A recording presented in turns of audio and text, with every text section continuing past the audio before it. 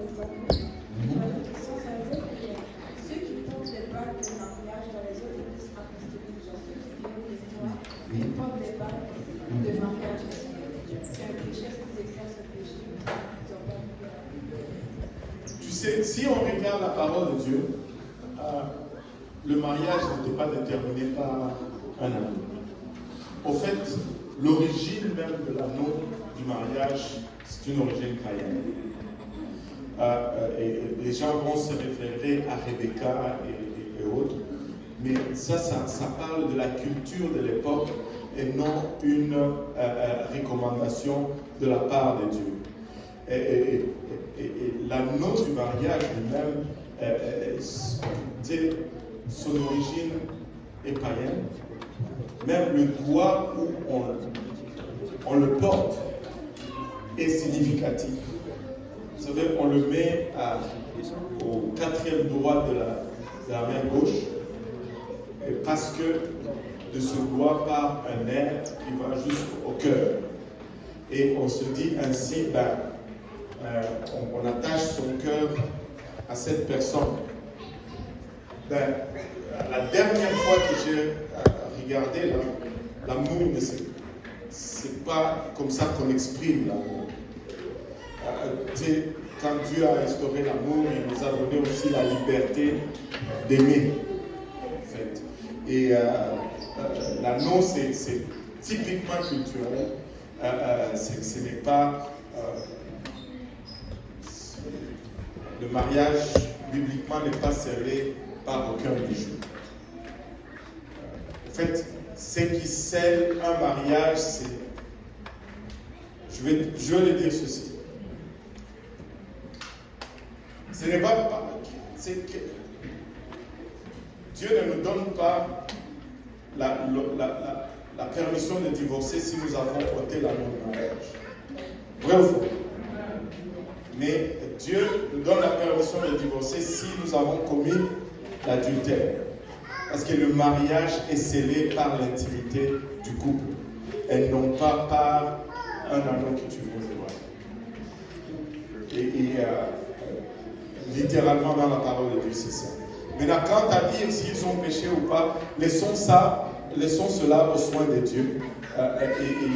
S'ils leur parlent et qu'ils ne le font pas, ils vont répondre de leurs actes. S'il ne leur parle pas, il va régler ça lui-même. Parce que c'est ça. C'est bon? Oui. Sœur Stéphanie? Alors, je suis arrivée en retard, désolée. Ah, bon, pas de question pour toi. Mais je ne sais pas si on avait parlé des cheveux tressés ou pas. Non, on n'a pas encore parlé des cheveux tressés. On n'a pas parlé des cheveux, mais ça va venir. Il y aura un jour où ça va être chaud ici parce qu'il y a juste les cheveux.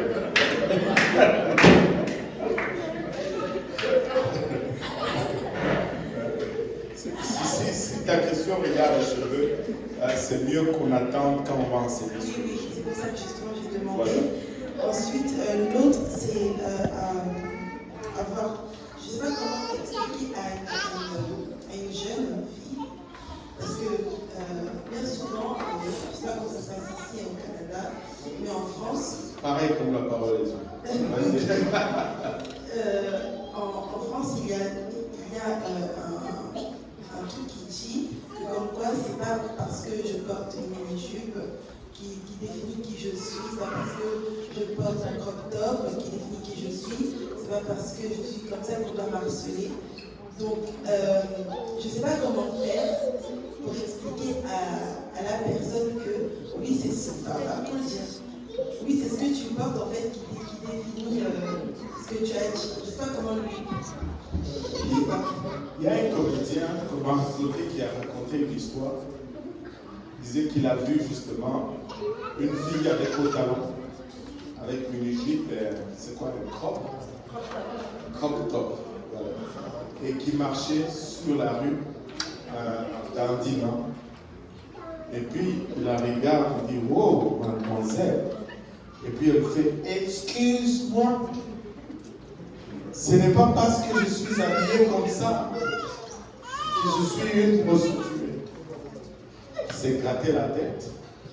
Bon, il est allé s'acheter un uniforme de policier. Et il est allé passer à côté de la même demoiselle.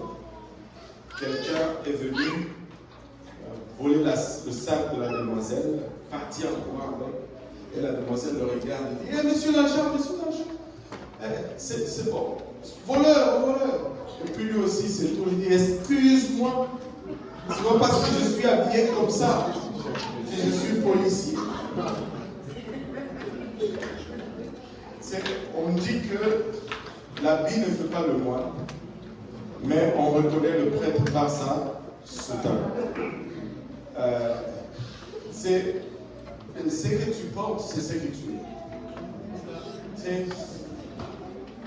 Si je m'habille comme ça, ben, on va me catégoriser. On va dire: oh, tu travailles dans un bureau. Mais si je sors là avec un jeans et puis une chemise à carreaux et avec des bottes, on va me dire: ah, tu travailles dans la construction. C'est pas compliqué. Et ce que nous portons, nous sommes. Ce que nous sommes, nous portons. Et mon pasteur dirait: si ça marche comme un canard, ça quaque comme un canard, ben c'est un canard. Amen.